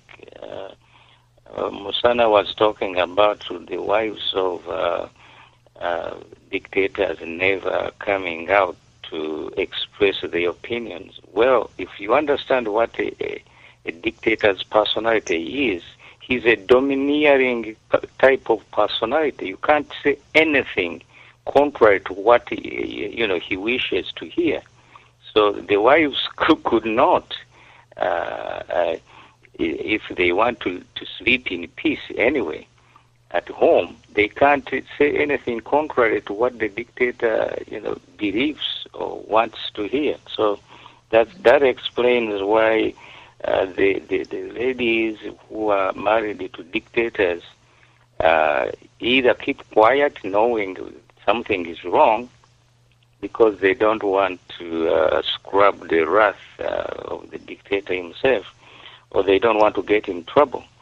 So Museveni is incapable of imagining a situation in which his grandchildren or even his daughters could be kidnapped. I'm convinced about this. He cannot. He thinks he has enough power to protect them, but with the guns and all that, with the security, so he can't imagine this happening to his own family. So a dictator's personality lacks sympathy. That's why dictators blindly pursue their political objectives regardless of the consequences. Can you imagine Adolf Hitler shedding tears for the death of the Jews or the orphans, the children who were left as orphans? Can you imagine Adolf Hitler worrying about these children being left orphans when their parents were slaughtered in the camps? It is impossible. So that explains it. Now, there is another point I want to raise, the statistics. Museveni's speech in London. Museveni is a liar, as a kidnapper, as a dictator. He has to survive on lies, and that is documented. I have all the documentation here. On September 24th, 2013, President Museveni delivered a speech at the United Nations General Assembly, from which he said that, quote, "In spite of some mistakes by some of our actors," he's trying to blame somebody else for his problems, "Uganda has been able to achieve and will achieve the following MDGs, the Millennium Development Goals, by 2015. 1, eradicate extreme poverty and hunger, already achieved," he said. 2, achieve universal primary education, already achieved. He's addressing the UN. And he's saying that these things are achieved. Wow. He knows the facts, but he is lying straightforward. Third, promote gender equality, already achieved. 4, reduce child mortality, already achieved. While the hospitals and the women cannot deliver their children, the babies in the hospitals, he's saying that he has already achieved the millennium goal of child mortality. Improve maternal health.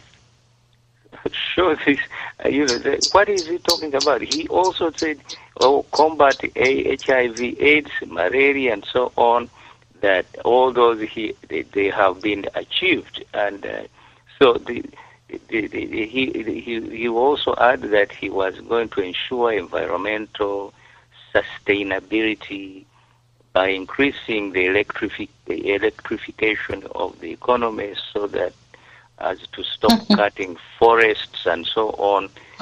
Can you imagine? This is what Museveni is saying, and yet we know what the facts are. Further to his deception, outright deception, or if just a month later, in October, on Independence Day, he gave other statistics which were very, very deceptive. Museveni said, for example, that, let me first point out that statistics can be used to, they may be accurate, but they are used to deceive people because their full meaning is not explained. Museveni, for example, said that the economy of Uganda has grown 16 times from $1.55 billion in 1986 to $24.5 billion in 2013.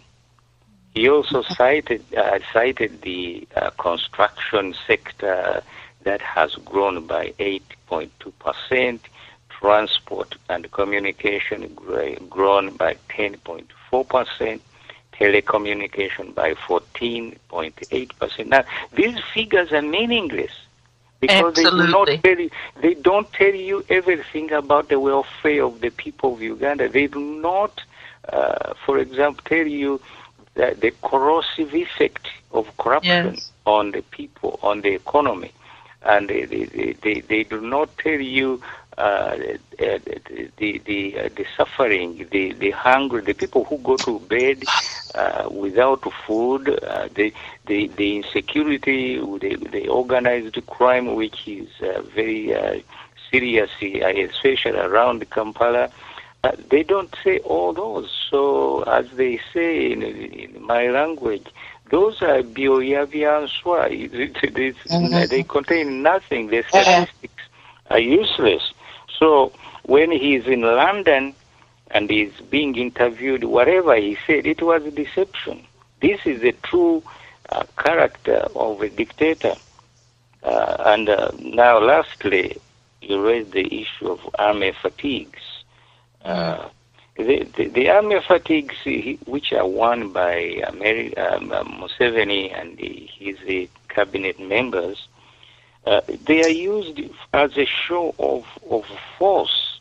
Again, they are a reflection of the personality of a dictator. The dictators are always out to show with a show of force. The impression they create impression by intimidation. And what else? You've been raising issues for a man who has been in power for 30 years. Yes. How come he's not loved by the people he leads? That's the explanation, because he's more concerned with a show of force, of intimidation, of locking up people, of shooting people, than really taking care of their needs. And so it is not surprising to see that these people behave the way they do, because there is a problem. So I think the solution, of course, is in overthrowing the regime change is the only solution for Uganda. So I will let you ladies comment on all these issues, and wish you a happy Mother's Day. And don't forget, in my culture, I'm also a mother. Well, happy Mother's Day to you too. Happy Mother's Day, Professor.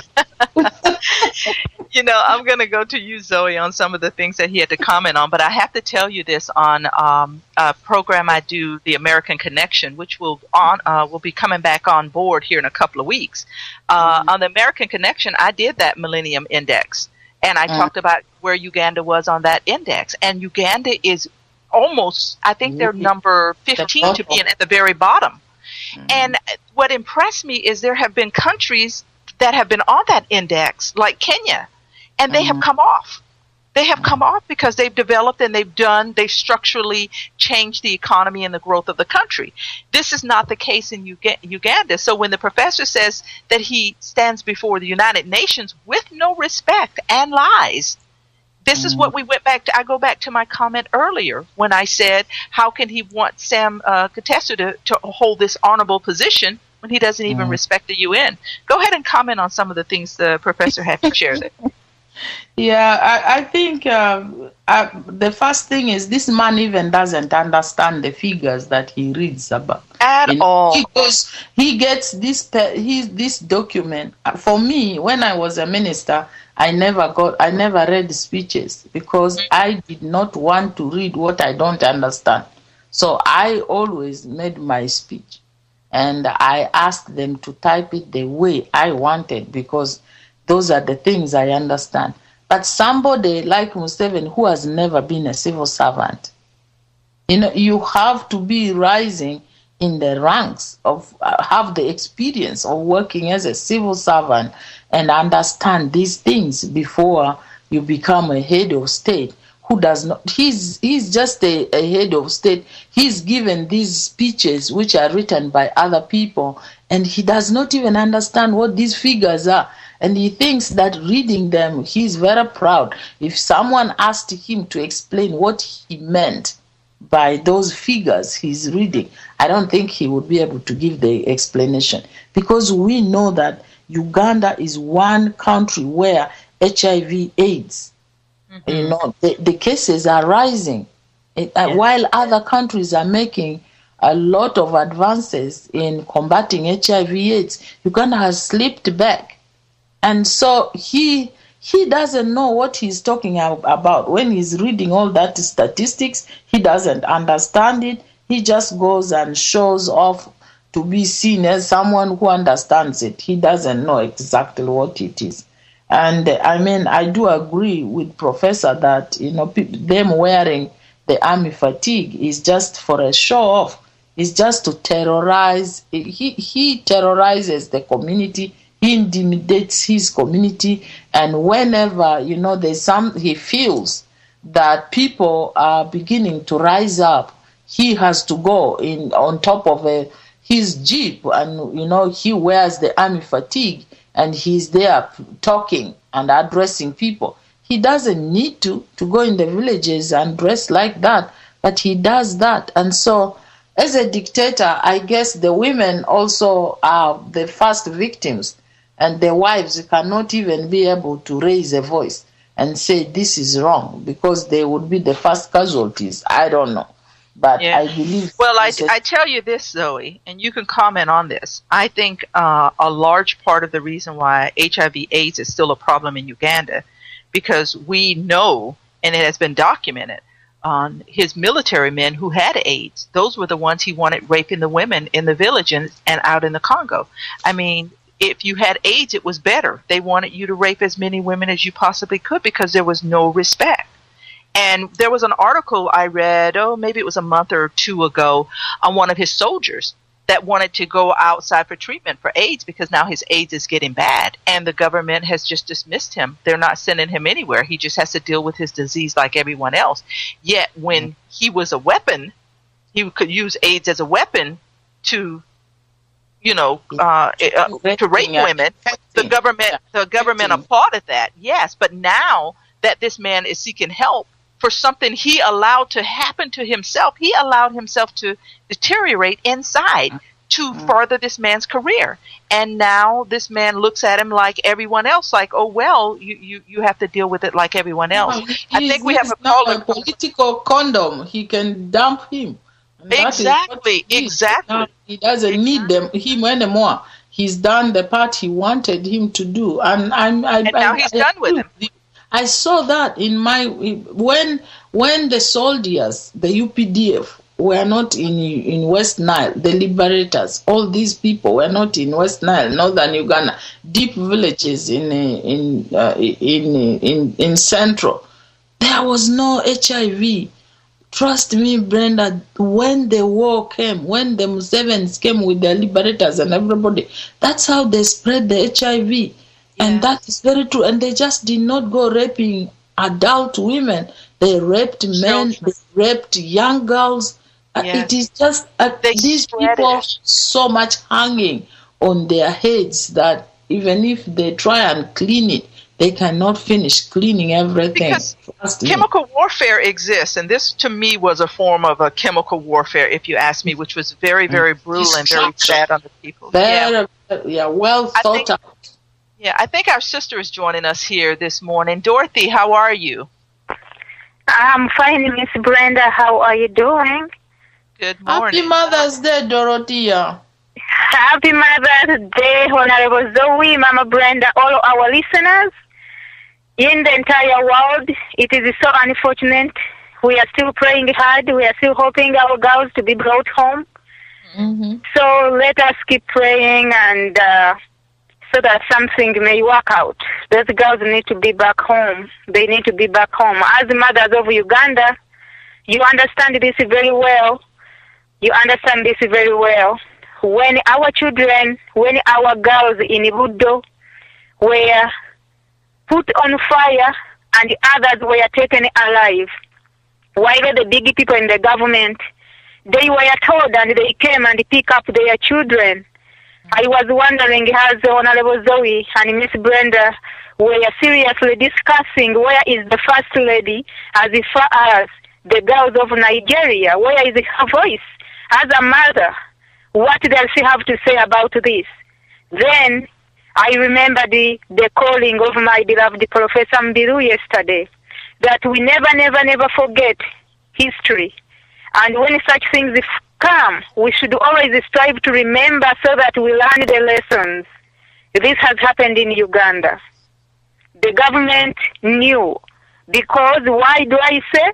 How did it Tamale Mirundi? Because he said, they called me to pick up my child. She wasn't sick, nothing. But they gave her a cheat to come back home because they knew what to happen the following night. So, for me, if the First Lady is not saying anything about Nigeria, what did she say about our children in Uganda when they disappeared? What did she say when her husband put our children on fire in Chichwamba? So, these things hurt. They hurt a lot, most especially on a Mother's Day. The mothers of Uganda, they are not, time came where they're not supposed to talk anymore, when they are just silenced. So our cries goes to them again. And to the mothers of Nigeria, let us pray hard that these girls come back home. Let us put them in our prayers. I know, because we call you the mother of the children with the nodding disease, because we know that that is something that you're very compassionate with. And Zoe has talked a lot about, the reports coming out, hopefully, from the CDC on that, so that we'll know exactly what has caused that. But yeah, there's so many issues, mothering issues, that the First Lady should be speaking out on that she's not. Zoe, I just want to ask you real quick, and you can comment on this too, Dorothy. You talked about the young girl who went into the crowd to give the letter to the president because he had made promises that he would educate the children and he would take care of the families, and he didn't. Instead, he arrested the mother, he arrested the child, and he tortured and beat them. Another way of silencing people so that you don't speak out and that you don't embarrass him. But what do you do in a situation when someone makes you a promise and you are not able to ever approach this person because of who they are, and then the one time you can approach this person, to me, that sends the example to the world that you are not a man of your word. And the professor just stated that clearly, too, on the address that he made to the UN. This man is not a man of his word. He does not honor anything that he tells or promises people. So what would make him think that the rest of the world wants him to sit as president for another 5 years? I think thank you, Miss Brenda. I think that issue of that little girl just says it all. Because you see a young girl who braved Museveni's security. Just look at this tiny little thing. That is the woman in her. She's like, I don't care what's going to happen. I'm not going to put my mother in this position. The mother is like, you can't do it. She said, no, ma'am, I'm the one who will do it. Just look at that little kid's bravery, how she beat that security and walked straight. And before Museveni knows it, she was there in front of him with the letter. And people are like, you wanted to kill the president. The girl is like, no. He promised that he would build a house for my mother and my siblings when our father died. He promised he would buy land and build a house. He promised he would pay our school fees. Nothing is coming. And this is a young girl already worrying about taking motherhood seriously, already worrying about things which she's not supposed to be worrying about. Can you imagine how, like the professor was saying, does Museveni ever imagine that a young girl like that could have been his daughter, appealing to the leader who if it was not him? Does he ever question that? Does he ever think, if I put myself in, or my child in the position of that young girl, how would I have wanted the leader of this nation to treat this young girl? Instead, you take her and the police terrorize her. They take them into a cell, throw them in there in the dirty cells and keep them for days. It is cold. They are not being fed. The mother is arrested as well. You people wanted to kill the president. That's the most important thing. Not even asking the girl. This is a young kid, for heaven's sake. Uganda has not gone to the levels where young kids are going to wear things and go and kill a president. And the girl made her situation clear. She said, I just wanted to give him the letter to remind him of the promises he made. And this woman had been going to Okello House year in and year out. And the people who were there, they had never attended to her. And what else were they left with?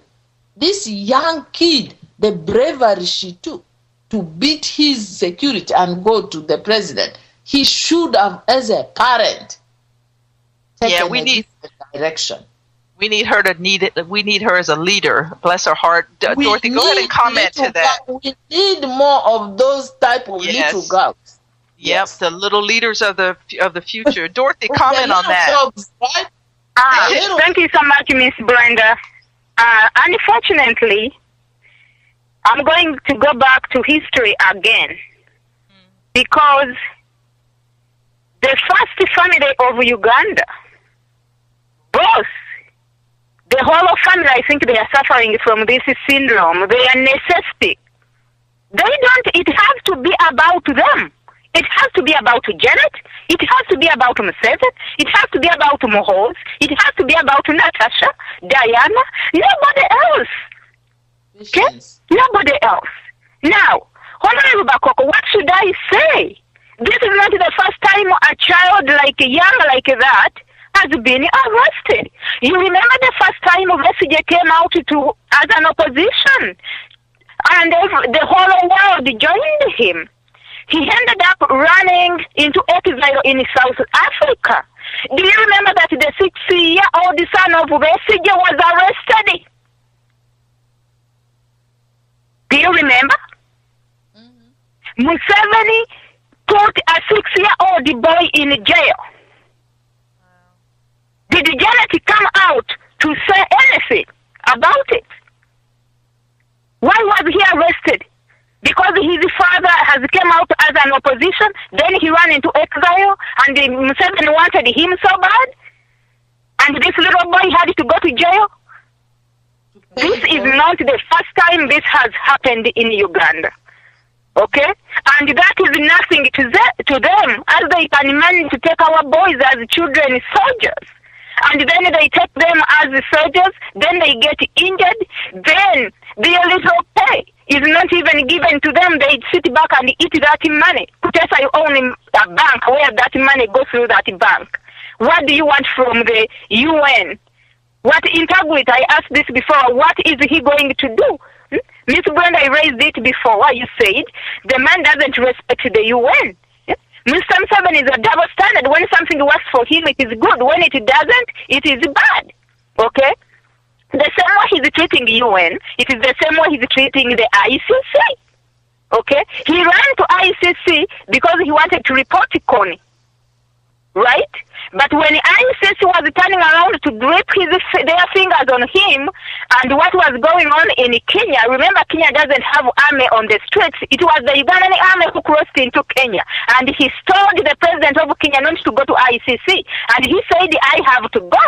He turned around, rallied all the African countries to get out of ICC. That did not work. Then ICC, the Westerners, they infiltrate, they are double standards, whatever. Because last time it did not work for him. It is the same thing he has said, the UN. They mangle in everybody's business. In Congo, whenever they tell him what he's supposed to hear, he doesn't like it. In Southern Sudan, he doesn't like it. But now, at the same time, because he's fighting for his life, Okay? He wants Kutesa to be president of UN Assembly in order to try to clean his mess he has made over the years. They are narcissists. They are narcissists. They care about themselves. It has to be about them. Kutesa is not going to UN of any reason than that. Museveni, Janet, they have raised children before. They do not care about other people's children. You can look at those children in Kalamoja. They are skeletons, Miss Brenda. They are skeletons, nothing. They have chased the people of Kalamoja off their land. First of all, he took a helicopter gunship. They killed the mothers with the babies in their backs.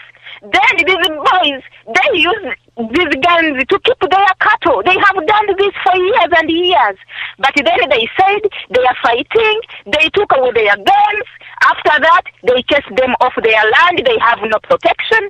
Museveni and your colleagues, you are working with the chokers. This is son of Margaret Thatcher. They are digging gold. They are packing helicopters after helicopters for gold. But the poor Kalamojong, they don't even have a break of the day. Janet Museveni, where is the irrigation plant? They were supposed to be there in Kalamoja. We know they don't have rain. That's why they are dying of hunger. You can take their gold, but you can't even take a little bit of money to give them water so that they can plant.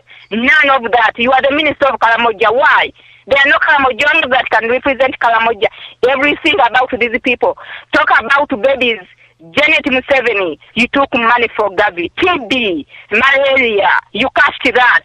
AIDS, you took the money. Where is your caring? Maternal instincts.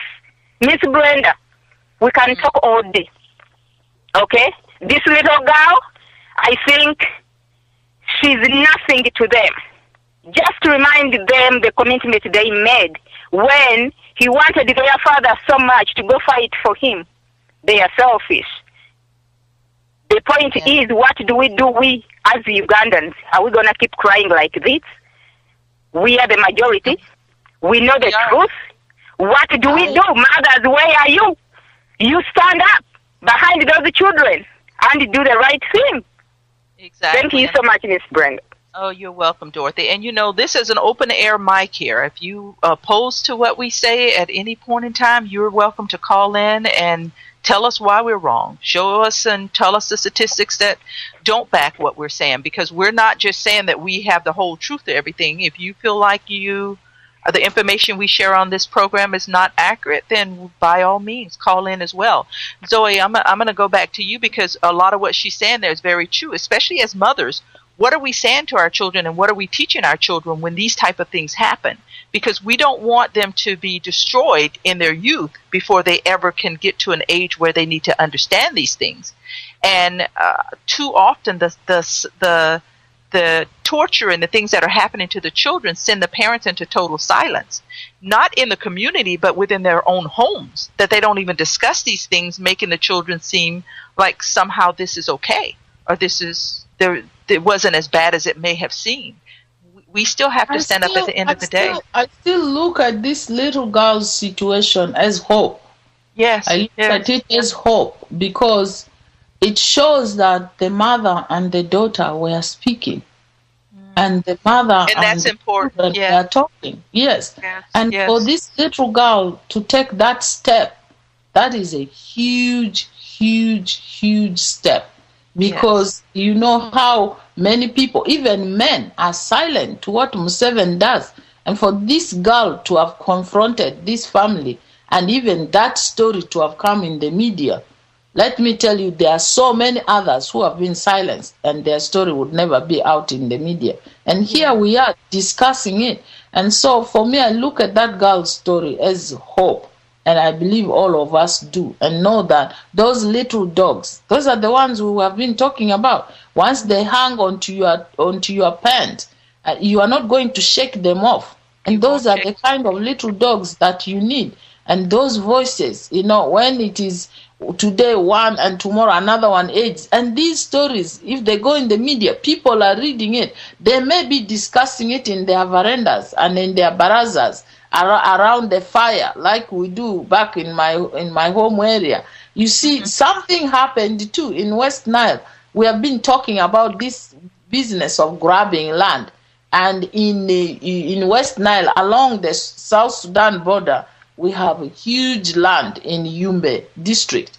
And I think Museveni has been wanting to give that land to one of these companies who grow sugar cane, so that they can make sugar, manufacture sugar. And the family is there. The different clans are already fighting and beating each other, arresting each other. The same thing is happening in Acholi, between the Madi from Madimoyo and then the Acholi on the Amur side. And so there's a lot of things happening. We are making these discussions, and it is bringing out in issues, and people are writing about these stories. And when you read those stories, you see that people are like, we don't want him to take our land.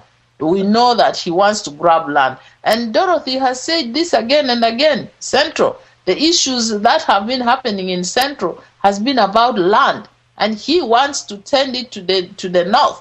And he's always saying the politicians in the north don't like investment. That's why they are stopping me from, investing there and sending my investors there. But the investment is for him. It's not for the people. You're not going to take our land. And so people are, it is hope, where the Ugandans are not as silent as we think they are. They are rising step by step. And as we said earlier, for women, it takes a while before they start. But once they catch fire, it goes. And so what we are doing on our part is impacting on people down there. And they are also beginning to know the truth about this guy. And they're saying enough is enough. Yeah, because enough is enough. And you're absolutely right. The story of this young lady, of this little girl, inspires all of us, because it helps us to understand and know that these people are not as big as they make themselves out to be. We can expose them little by little, bit by bit. All the things we talk about on this program, a lot of things that are talked about on some of the other programs, all of it, little by little, we talk about the issues, we talk about the stories, because if this is where we draw our encouragement from, then let us draw our encouragement to say, if this can happen to this young family, it can happen to us. Just like the man, the professor was just talking about AIDS epidemic there in Uganda. The same thing that happened to this man who spreaded the AIDS, now when he needed assistance and he needed help, the government turned its back. This little girl goes forward for her family. Like everything else, the government turns its back. I often tell those in the diaspora, eventually, his hand will reach out into our pockets and affect us as well. You may not be the one tortured. You may not be the one going without food. You may not be the one who is in the direct path of this oncoming train. But eventually you will be affected by the things that are happening to other people. We're not so isolated out here that the long arms of this man can't reach out to us. Just like what's happening with the UN with Sam Kutesa. I mean, he is really trying to come out of the limits of Uganda to make his force known. But I'm very thankful that every time he rears his head, we hit it and put him right back in his place. We're not going to allow him to come out and embrace the world as if it's okay with all the things that are happening. It would be like the professor said. We would be no better than what the Nazis and what they did. What they allowed to happen. We can no longer turn our backs on the Ugandan people. We have to start to speak out, and we have to make our voices heard.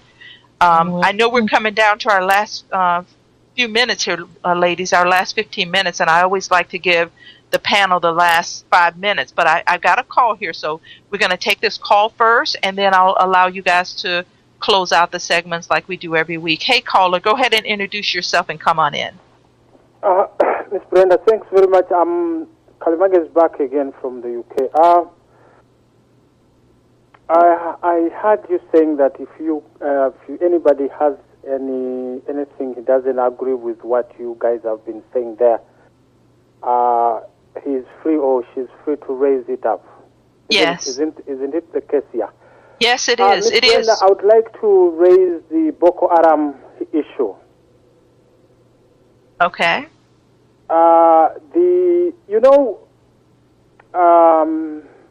Honorable Zoe Bakoko can be my witness. If the whole world, in order to get attention, they want to politicize each and everything. So Boko Haram, little as they are, going out at a village or at a school, and they take over 200 children and take them to the village, to the forest, held them into captive for such an amount of days. To a country like Nigeria, I can see that this is impossible. Because Nigeria has all the capability to go and raid how bigger the forest is and rescue the kids.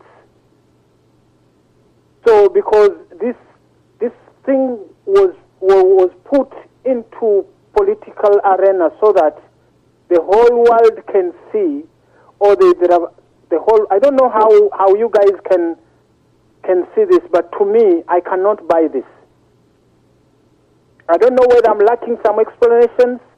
I don't know whether I'm lacking some more knowledge. I don't know.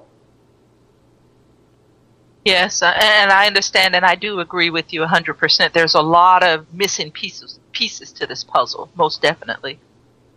There are a lot of hiccups that we need to before we open up. Because, Miss Brenda, I told you the UPDF dressed in civilian clothes. They had to go to a United Nations camp, and they killed people, innocent Nuers. You understand? Yes, yes. But it was not raised in the international media. Nobody came up to hold these people accountable. And as I'm talking to you, the UPDF, under their leader, Yoweri Museveni, have drafted a resolution which they turned into a treaty to confuse us, the outsiders, that it's a peace treaty, to be signed by both Riek Machar and Salva Kiir.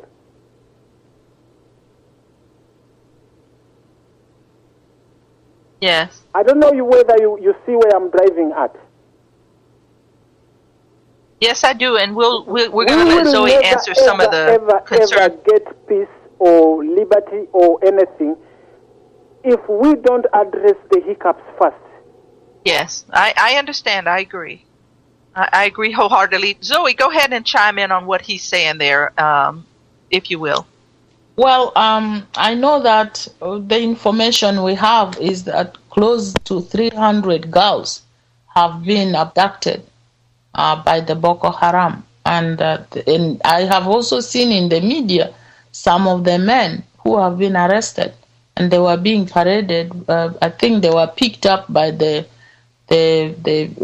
support, the foreign support that the country received. And earlier on, we spoke about this. We said, why do these countries and their leaders always refuse to get support from other countries? We gave the example of Uganda, where the times when we had this war in the north raging on, Museveni, his wife, and all of them did not even want this war to be exposed. And I think I did get into trouble when I got Oprah's media. When they came to my country, I invited them, and I flew them to Gulu, and we took photographs. And first of all, the army was not happy. I remember when we reached Karuma, they wanted to take away their cameras. I had to jump out in between the soldiers and the cameramen and say, this is my vehicle, I'm moving with these people, and whatever we have been doing is supposed to help this country. I would never put this country in danger. I'm doing this for the sake of this country. And today, Museveni and the family are enjoying that money which America and Britain, all those countries are giving for him to go around chasing coin. And yet at that point, I could have been shot on the bridge in Karuma and thrown in the river at the time when I was there with Oprah's cameramen when we were doing all the documentary, And so they don't want these things to be exposed. We don't know the reason. And I think the reason is, as dictators, they know that once their countries are put on spot and there's going to be a lot of scrutiny and a lot of the things they have been doing wrong are going to come to the surface. And I think for Nigeria, the most important thing to me is really about saving those children. And nothing can go beyond that, because the lives of 300 young girls is at stake. I don't care how small Boko Haram is. I don't care what is happening with the president who didn't want help. Those children, those girls deserve. It's their human right. Why should they be put in that situation? Just ask, if it was your child, would you not need that attention so that someone can save your child? So for me, I think the leadership of Nigeria, with all this problem of the homosexual law and everything, they were just trying to, they're embarrassed. They didn't want to be on spot, and so these girls paid the price. Yes. And these girls are now in the bush for almost 2 months. It's really a very sad situation. And a hard situation for them to be in, I'm sure. Yeah, it is. It is a very, very hard situation. I hope we answered his call there. From the questions he asked. Ladies, I'm going to give you guys 3 minutes to go ahead and close out the program, since we are down to our last few minutes here. So, Zoe, I'm going to go ahead and yield over to Dorothy, give her 3 minutes, and we'll come back to you, and then I'll close out the program. So, okay. Dorothy, go ahead, Dorothy. Thank you so much, Ms. Brenda, and Honorable Zoe, all the callers. We really appreciate your input. See, when something involves the children, it is a very hard close to take. Whatever is going on, first of all, Boko Haram, they have done a lot of killings. We cannot say they are a small group or what. They have caused a lot of damage. Okay? Churches have been put on fire. A lot of people have been killed. Really. So by the time they went to the idea of taking children, these people are getting out of control. There is nothing as publicity, so long as we have over 300 girls abducted. If there is publicity, and then that's why. I don't believe all those mothers you saw protesting in Nigeria, this is no joke. For me, what I'm hoping for is those girls to be home. The last time I was following, 53 had escaped back home. So, whoever is doing what to benefit what they need to do first, let them bring those girls back home. Because we don't know what is happening to them. How much food, I don't want to go even in details of this. This is very, very, very, very annoying. So, whatever is going on, for me, I think the world caught fire. Their children. And we need them back. That is all I can say. For those who have voices and they have decided to keep quiet and not say anything, this is a disgrace. President Museveni, when he was in London, the comment he made after they asked him a question about this, because remember, he wasn't intending to say anything about it. When they asked him, he said these people, they have no ideology and he thinks they should be dealt with militarily. But I'm begging everybody involved in this to do everything possible to make sure these girls come back home safely. Then after that, they can figure out what the next step is. But in favor of the girls, everything possible for them to come back home. That is the most important thing. Now, the last thing I want to say is this. Mothers of Africa, where are you? Mothers of Uganda, where are you? We have lost a lot of children in Southern Sudan, in Congo. Uganda is exporting children. If you don't know anywhere there is slave trade today, that place is Uganda, where kids are exported for slavery, where kids are exported on the knowledge of the government, the daughter of our mama members and the president, those big people in the know, for just to take their organs, where girls are exported as sexy slaves, where boys are taken as child soldiers. This has been going on for so long. So mothers of Uganda, mothers of Africa, mothers of the world, where are you? We are talking about the girls of Nigeria, yes, but girls and boys have been missing in very big numbers. So if you are a mother and you think you are a true mother, you need to stand up. Mothers of Uganda, stand up. We own this and get these crooks out of power. Thank you so much, Miss Brenda. Thank you so much, Dorothy, for always speaking with compassion on behalf of the Ugandan people. Zoe, go ahead with your comments. Thank you very much, Miss Brenda. Thank you, Dorothy. Thank you, all the listeners. You know, today is a wonderful day.